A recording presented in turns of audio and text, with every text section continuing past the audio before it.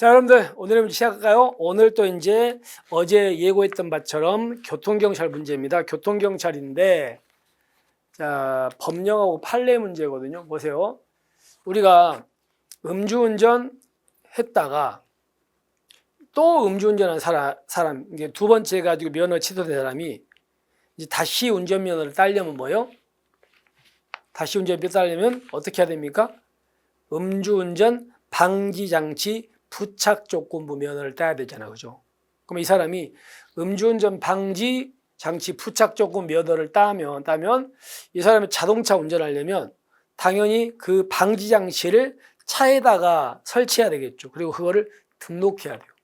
누구한테 등록합니까? 시도청장한테 등록하는 거 맞습니다. 그리고 이 사람은요, 1년에 두 번 이상 이거를요, 제출해야 돼요. 기록을. 그래서 음주운전 방지장치 설치사항을 시도청장한테 등록한 자는 연 1회가 아니고 1년에 두 번 이상입니다. 두 번 이상 음주운전 방지장치 부착 자동차의 운행 기록을 제출해야 됩니다. 됐죠? 이렇게 보시면 되겠죠. 그 다음에 음주운전에서 어떤 사람이 이제 술을 먹은 의심이 드는데 측정을 거부했어요. 그럼 우리 경찰은 그 사람한테 너는 호흡 측정 말고 체열도 있어. 그러니까 둘 중에 너는 선택해. 이렇게 알려줄 의무 있어? 없어? 없습니다. 호흡 측정 거부하면 우리는 측정 거부로 처리하면 됩니다. 그래서 없다 맞습니다. 그 다음에 여러분들 이거 많이 들어보셨죠? 화물차를 주차한 상태에서 적재된 상자 일부가 떨어지면서 지나가던 피해자가 상해 입었다. 교통사고가 아니었죠. 왜냐하면 자, 우리가 교통사고를 하려면요, 운행과 밀접한 관련이 있어야 돼요. 그러니까 차가 시동을 켜고 그 다음에 기아를 놓고 엑셀을 밟아서 지나가는 중에 사고가 나거나 또는요, 운행과 밀접한 관련이 있으면 주정차 중에 사고도 교통사고야. 근데 문제가 뭐냐면 이 판례에서는 과일 가게, 그 판례잖아요. 과일 가게가 있는데 그 과일 가게 앞에다가 어떤 사람이 트럭을 주차시키고 과일을 내리고 있었잖아요.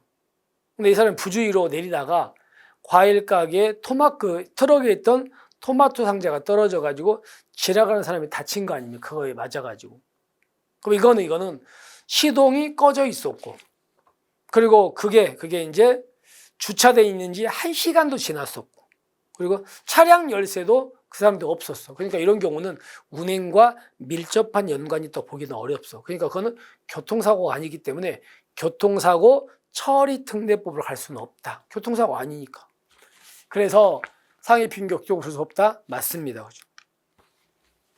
그 다음에 음주운전 관련해서 여기서 미성년자가 술 먹고 운전하다가 지금 사고를 냈어요. 사고를 내가지고 얘가 의식이 없어요. 의식이 없습니다. 그럼 그때 만약에 피의자 그 미성년자는 의사능력이 있다면요, 피의자 본인만이 유효한 동의를 할 수 있어. 근데 문제는 의식이 없으니까 얘가 의사능력이 없죠. 의식이 없어. 그런 경우에도 명문의 규정이 없으면 법정 대리인이 대신해서 동의할 수 없다. 그러니까 의사능력이 없는 경우에도 법정 대리인이 피의자 대리해서 동의하려면 명문 규정이 있어야 되는 겁니다. 아시겠죠? 그렇기 때문에 니은 맞는 질문이 되는 거죠. 자, 그 다음에 비읍은 이겁니다.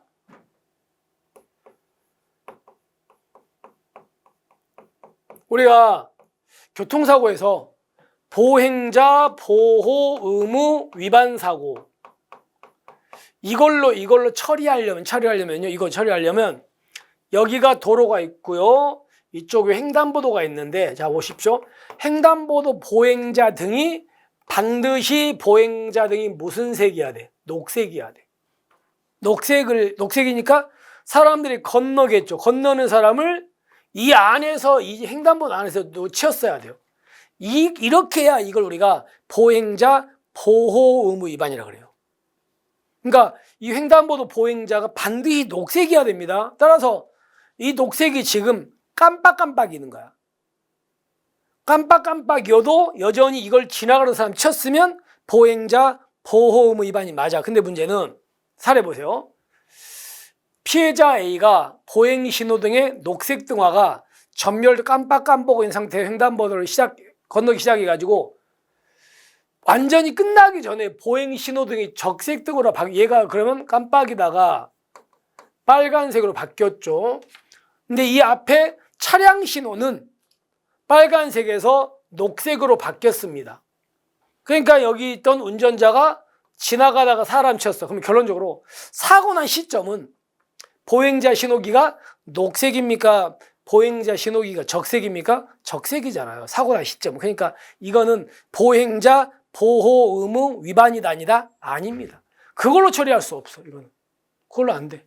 자, 그래서 여러분들은 얘는 잘못됐다는 걸 기억하시면 돼. 사고 난 시점이 반드시 녹색이어야지 일이 처리하는 거지 적색이라면 보행자 보호 의무 위반은 아니라고요. 됐죠? 넘어갑니다. 자, 어떤 사람이 신호위반했어. 신호위반 해가지고 사람을 치었어요. 사람이 다쳤어요. 그러면 이 사람은요, 신호위반이라는 범칙행위로 교통사고 낸 사람이거든요. 그럼 질문 여러분들, 범칙행위로 교통사고 낸 사람은 범칙자예요, 아니에요? 아니죠. 그러니까 그 사람한테는 통고처분하면 안 돼. 이 사람은 사고 냈기 때문에 만약에 사람을 죽였다면 업무상 과실치사죄, 사람을 다치게 했다면 업무상 과실치상죄로 형사처벌해야 돼요. 그러니까 이 사람은 신호위반으로 통고처분하면 안 돼요. 근데 해버렸어요, 통고처분. 그러니까 상대방이 범칙을 갖다 대버린 거예요. 그러면 보세요. 범칙자도 아닌 사람한테 통고처분 한 거 잘못됐죠. 근데 이 사람이 내버렸잖아요. 그럼 이때 일사 부재리 원칙이라는 게 적용되냐 이거예요.